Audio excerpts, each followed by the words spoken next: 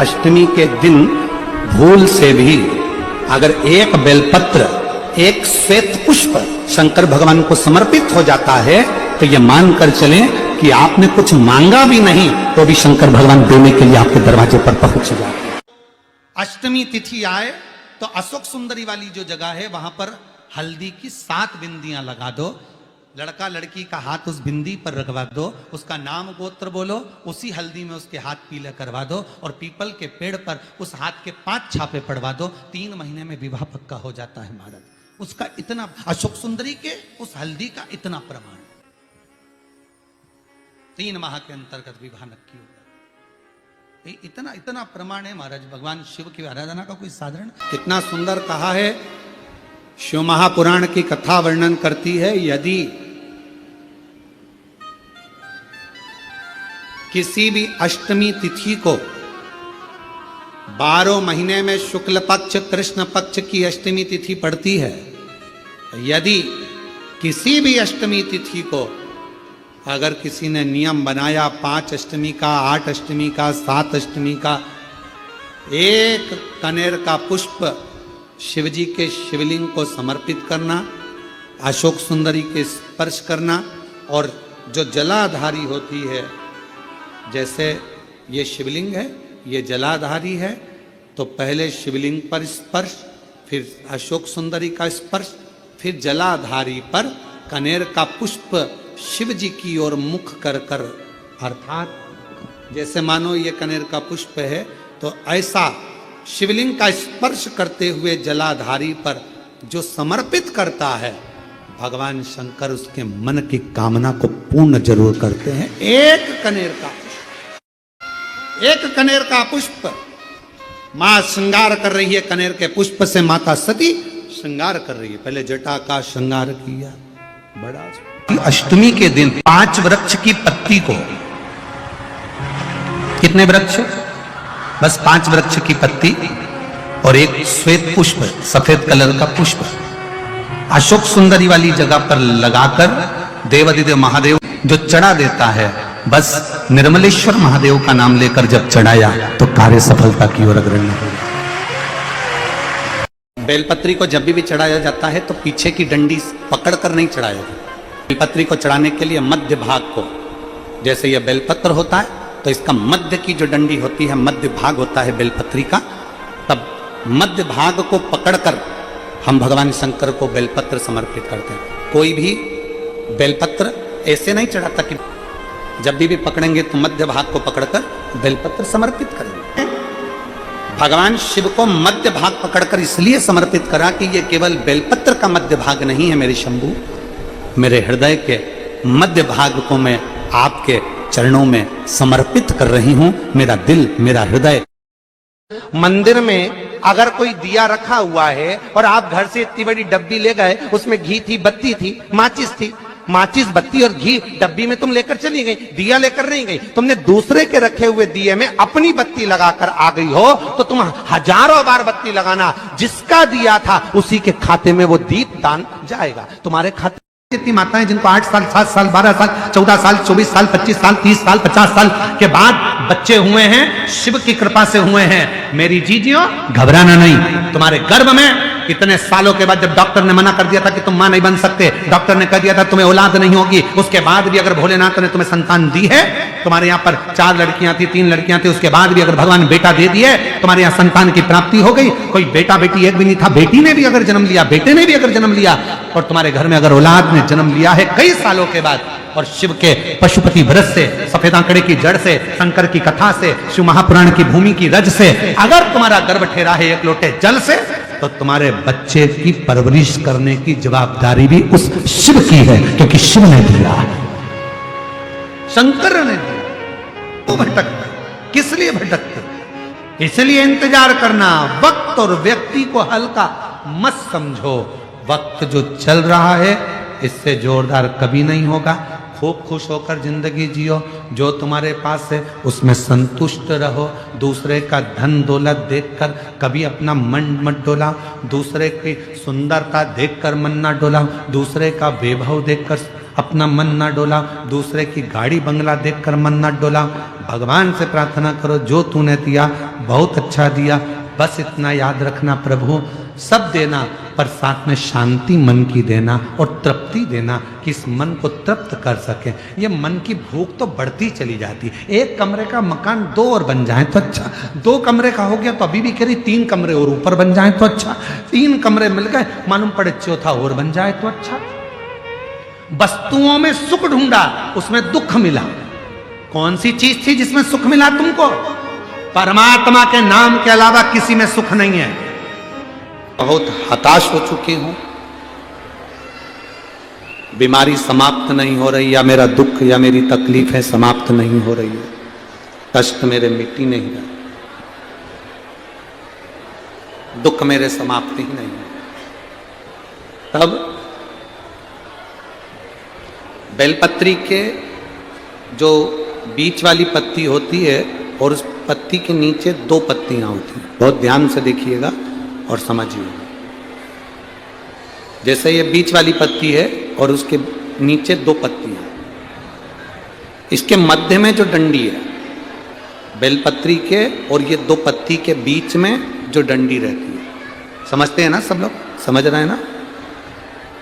बेलपत्री की बड़ी पत्ती पहले नंबर की पत्ती और उसके नीचे की 2 पत्ती, उसके बीच की जो डंडी होती है, इस डंडी में चंदन का लेपन कर कर ये बीच की जो भाग है डंडी है उसमें ये देखिए, ये तो 2 एक ये पत्ती होगी। अब ये जो बीच का भाग है सब लोगों को देख रहे होंगे, तो बीच का जो ये भाग है इस बीच के भाग पर चंदन का लेपन कर 7 दाने चावल के लेकर, जब तुम्हें लग रहा है कि ये बीमारी समाप्ति नहीं हो रही, पकड़ के बैठ गई, ये तो छूटी नहीं रही, डॉक्टर अपना काम करे, या कोई ऐसी बात है कि अदालत में कोई केस चल रहा है या प्रशासनिक कोई तकलीफ आ रही है या अपने घर में कोई व्यापार से जुड़ी हुई या कोई धन से जुड़ी हुई कोई प्रॉब्लम है और वो समाप्ति नहीं हो रही, बहुत आप लोगों ने कर लिया, तब ये बेलपत्री इसके मध्य की जो डंडी है, इस मध्य की डंडी में चंदन लगाकर 7 दाने चावल के लेकर आप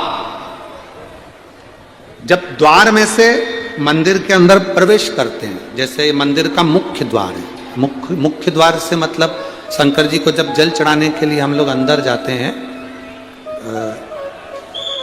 उसके पहले नंदी आ जाता है, नंदी के भी पहले का जो दरवाजा मंदिर का मुख्य द्वार, उसको समझ अंदर प्रवेश करते उसके पहले चंदन लगी हुई बेलपत्र और 7 दाने चावल के हाथ में लेकर नंदी के सीधे हाथ की ओर से, मतलब आपका भी सीधा हाथ है तो नंदी का भी सीधे हाथ की ओर से आप नंदी के कानों में अपनी बात को कहकर ये बेलपत्री और 7 दाने चावल के ओम नमः शिवाय बोलकर, नमः शिवाय बोलकर या श्री शिवाय नमस्तुभ्यम कहकर डंडी का मुख अशोक सुंदरी की ओर हो और शिवलिंग पर उसको समर्पित कर दो। चावल के रोग में दवाई लगना प्रारंभ हो जाएगी और रोग समाप्ति पर जाएगा और आपका कार्य भी सफल होगा।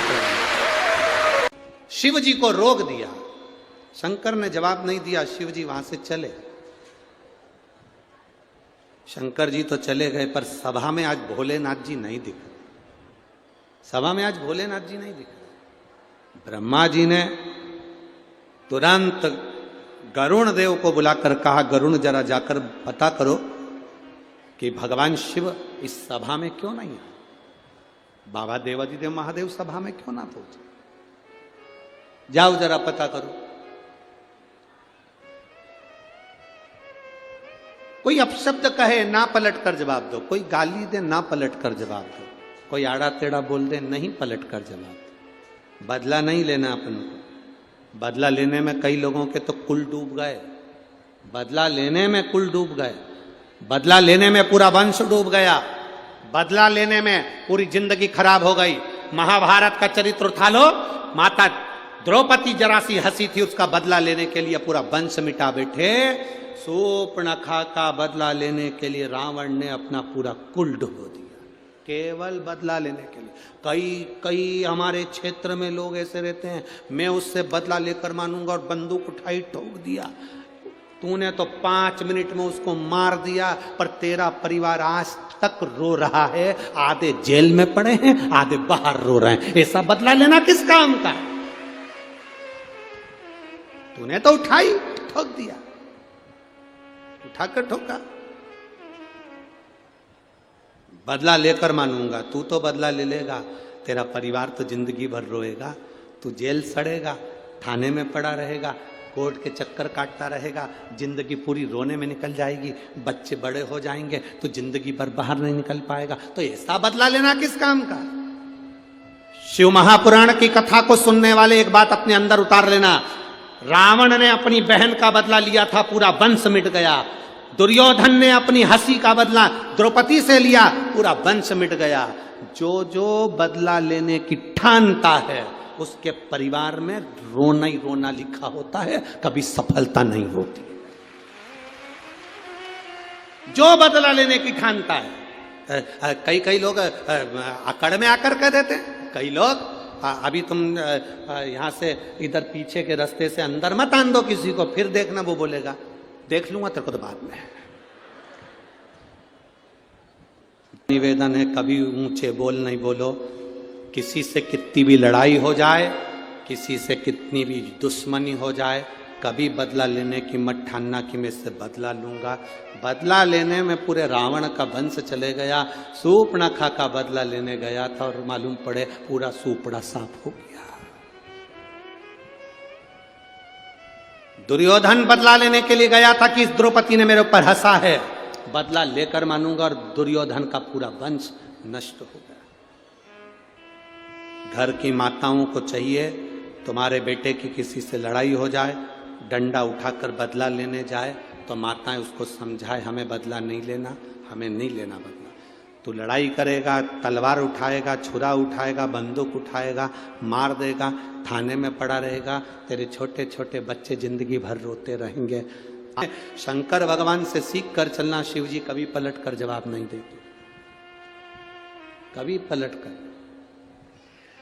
शंकर भगवान ने जितने असुरों को मारा, एक भी असुर से, एक भी राक्षस से शंकर जी की दुश्मनी नहीं थी।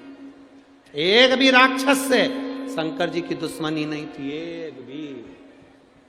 तुम अंदाजा लगा कर देखो, वो भस्मासुर राजा था, एक बार प्रवचन सुन लिया उसने, और प्रवचन सुनकर भस्मासुर ने विचार कर लिया मैं भगवान शंकर की पूजन करूंगा। शिव जी की पूजन में लग गया।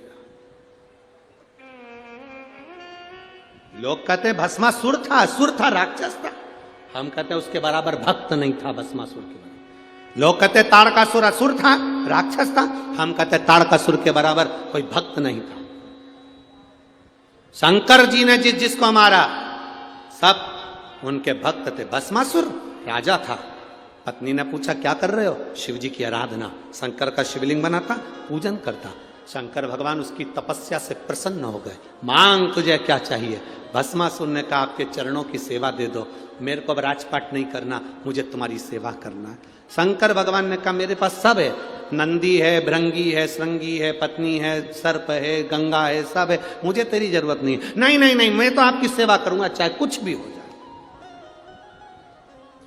मुझे तो आपकी सेवा करना है, आप मुझे सेवा में रखो। शंकर भगवान ने कहा तो फिर एक काम कर, पार्वती जी से पूछा इसको कौन सी सेवा दें। पार्वती जी ने कहा एक काम करो, इसको भस्म लाकर चढ़ाने की सेवा दे दो। भस्म चढ़ाने की सेवा? हाँ। पार्वती जी के कहने पर शंकर भगवान ने भस्मासुर से कहा तू जा भस्म लाना, मेरे पर चढ़ाना। शमशान की भस्म मुझ पे चढ़ना चाहिए, इसके सिवाय कुछ भी नहीं। मुर्दे की भस्म मुझे चढ़े, उसके सिवाय कुछ नहीं। अब भस्मासुर शमशान जाता, वहां से भस्म लाता, शिव जी को चढ़ा देता। शंकर बड़े खुश रहते, रोज यही करता, प्रतिदिन सुबह जाना, भस्म लाना, चढ़ाना। 6-7 महीने निकल गए, 1 साल निकल गया, 4 साल निकल गए। चौथे साल में भस्मासुर शमशान में भस्म ढूंढता रहा पर मिली नहीं, क्योंकि कोई मर ही नहीं रिया था। कोई मरे जले तो भस्म आए, अब कोई मरे ही नहीं तो भस्म कहां से आए?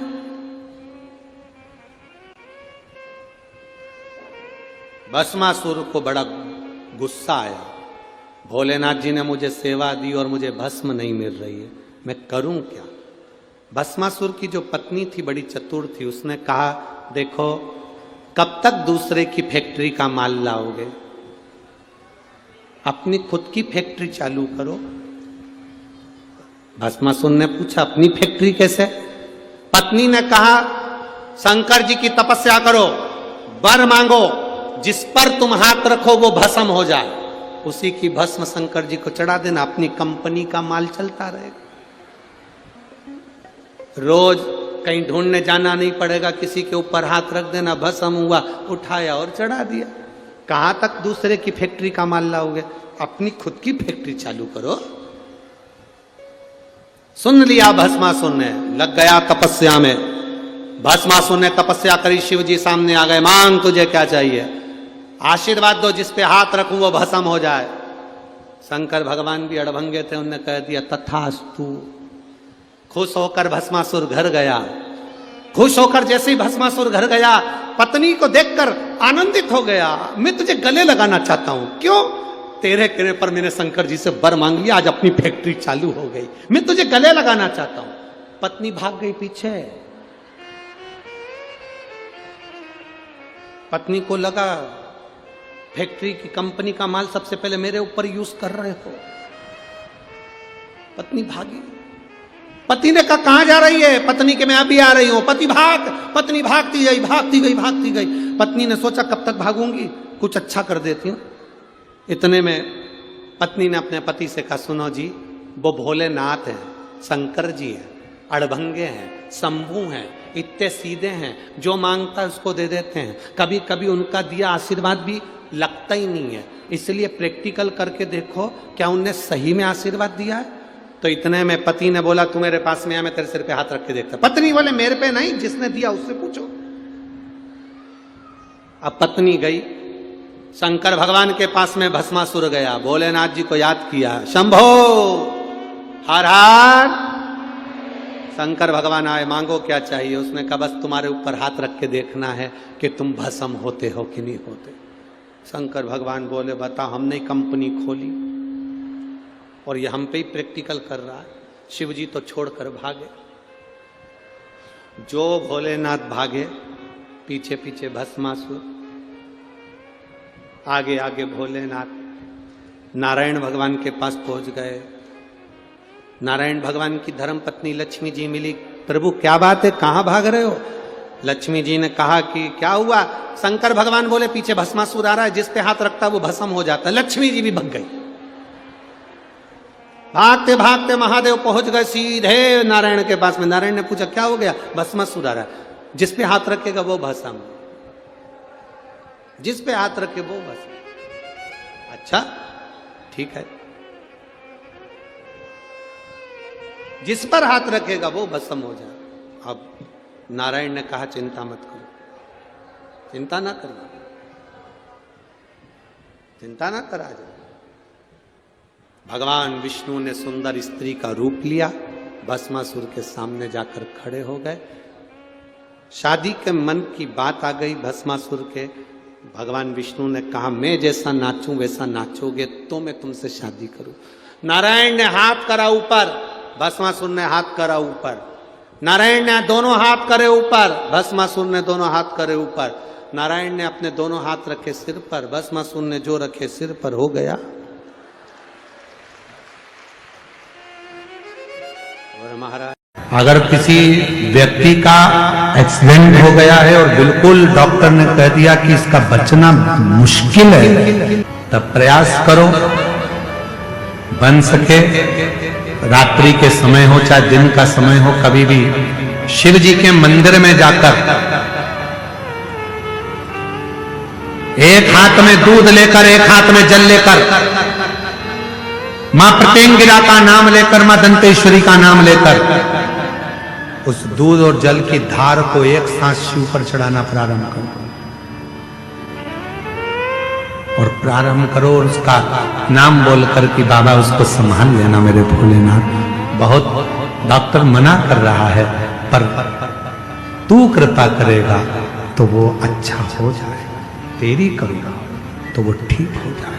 ठीक है, जिस स्त्री के रजो धर्म में, रजो धर्म के समय पर कोई नारी कहती है पेट दर्द होता है, कोई कहती है रजो धर्म नहीं आता, कोई कहती है रजो धर्म रुक जाता, वो नारियां जो बहुत उदर से जुड़ी हुई कहीं ना कहीं तकलीफों में होती हैं, अगर मां प्रतिंगिरा का स्मरण कर कर एक चावल का दाना, भगवान देव अधिदेव महादेव जिस जलाधारी पर, वो जो गोल जलाधारी है, जिस जलाधारी पर शंकर का शिवलिंग रखा हुआ है, उस जलाधारी पर कहीं पर भी एक चावल का दाना या तो मां दंतेश्वरी का नाम लेकर या प्रतिंगिरा माता का नाम लेकर अगर चढ़ा देती है तो उस नारी के रजो धर्म से जुड़ी जितनी प्रॉब्लम है वो सब समाप्त हो जाती है। यहां तक प्रतिंगिरा माता का